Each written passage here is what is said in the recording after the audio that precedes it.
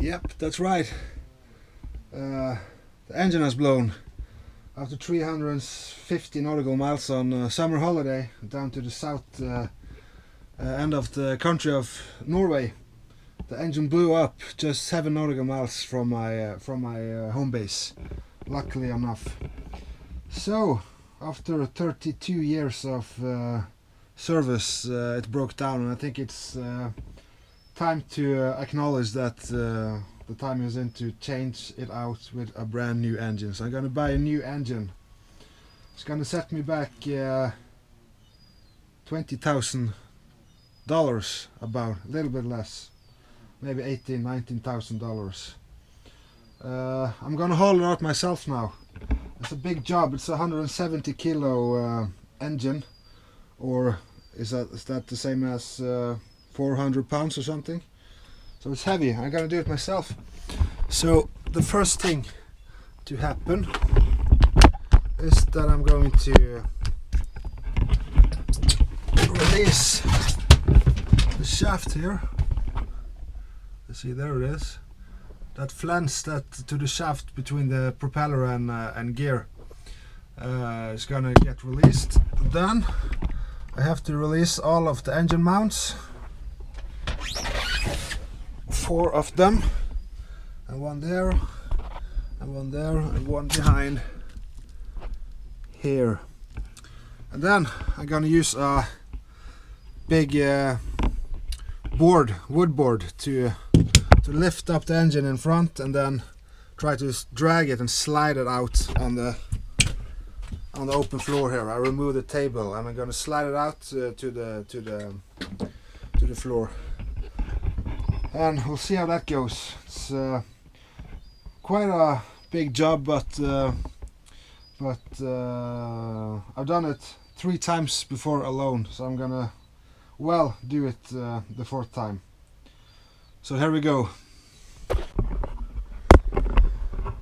After oil came into the engine, you can see here that the oil is just grey and it's thick like hell. It's like cream. And I actually drove a couple of hours with it like this. It was an emergency case. I needed to get inside, and leakage started from the shaft inside here, and also let's see some flashlight here. Also big leakage along the vent cover, I think, here, and also on the other side here in there. Yeah, it's bad. It's really bad. So probably the gasket between the top and the block of the engine is broken, and probably some more things as well. So it's a nice mess. So I just want to get rid of it now and get it out of here.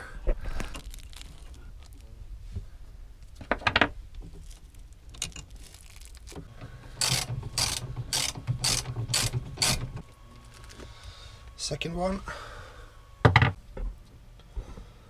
Before I release the back mounts, I have to actually jack up. I have this jack that I put under the gearbox to lift it up, to lift the whole engine up, to release the pressure of the bolts holding the back pads, motor pads on the engine. So I'm gonna try to do that.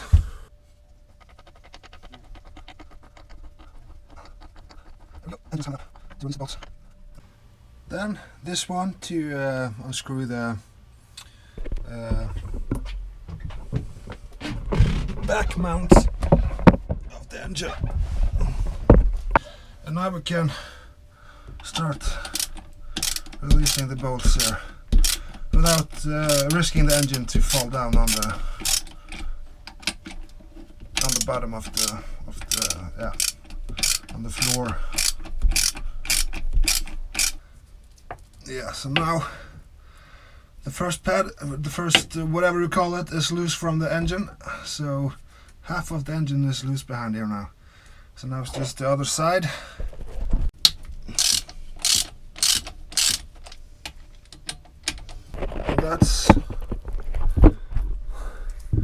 And the other side loose.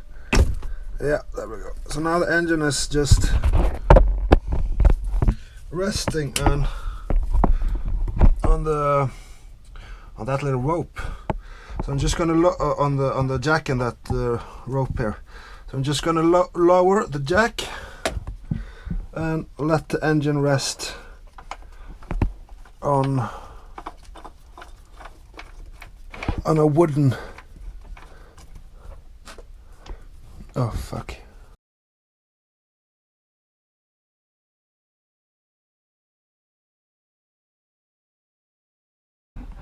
Alright, I loosened up the 4 motor pads now, and I'm gonna release the shaft. So what I will need is this one and this one. This one to hold tight the shaft so it doesn't go around when I untight the bolts on the flange on the shaft. So let's see how that goes.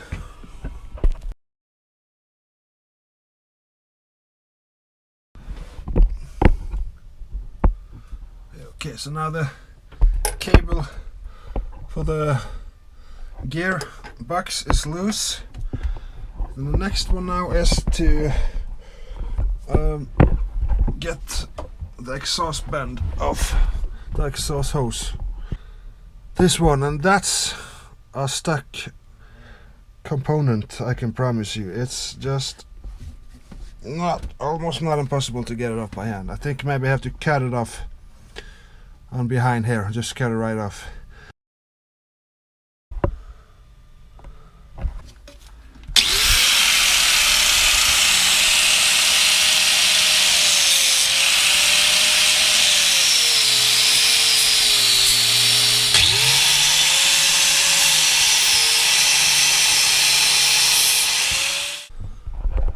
Okay, so the engine is ready to be pulled out now. I released all of the wires and cables for the gas and gear. The salt water is disconnected. Diesel hoses, all the electronics from the alternator, and yeah, I think I'm ready to go. So let's do this. Okay, moment of truth. Tie this rope out now to the lifting points of the engine. I'm gonna pull it up with one hand. I'm gonna use this board, put it in under the oil pan. You can see it's pretty easy just to lift it off. Whoops, what's happening here? Wow, it's stuck. Huh.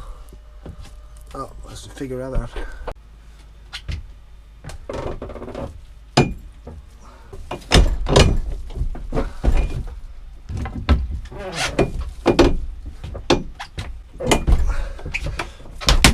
Ah, shit.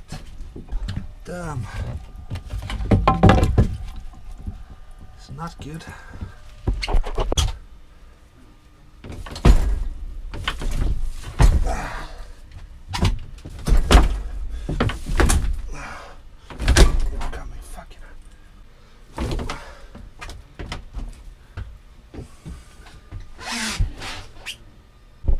Wow, forgot that one. That hose stuck. Engine is stuck in it. And there we go. Now it's off. Engine is loose. Okay, let's try this. More. Oh, fuck is it? What the fuck is it?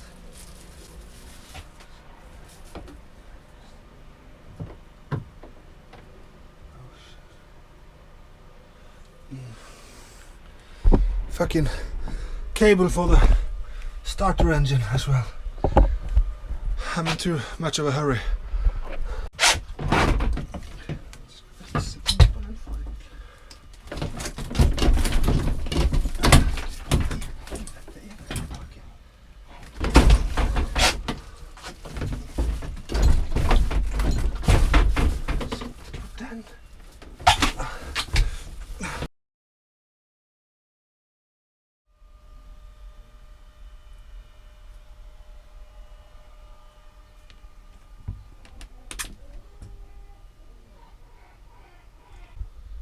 So that's 3 long hours of hauling the damn thing out.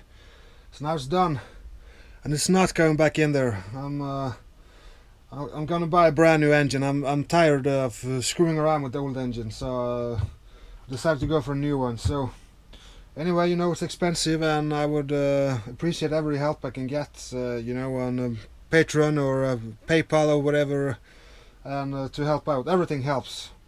So and it also helps to my future videos. It's gonna be more of them, and they are getting better, and they are getting easier and much more fun to make for each video I make. So please, if you want to help me, it would be much obliged. But I'm not gonna bore you with the broken engine talk anymore. Let's get to the little teaser of my new video, or the second part of the Sailing to Fair Isle part 2 video. So yeah, enjoy. The real video is coming out in a couple of weeks, 1 week, 2 weeks about. Okay, see you later.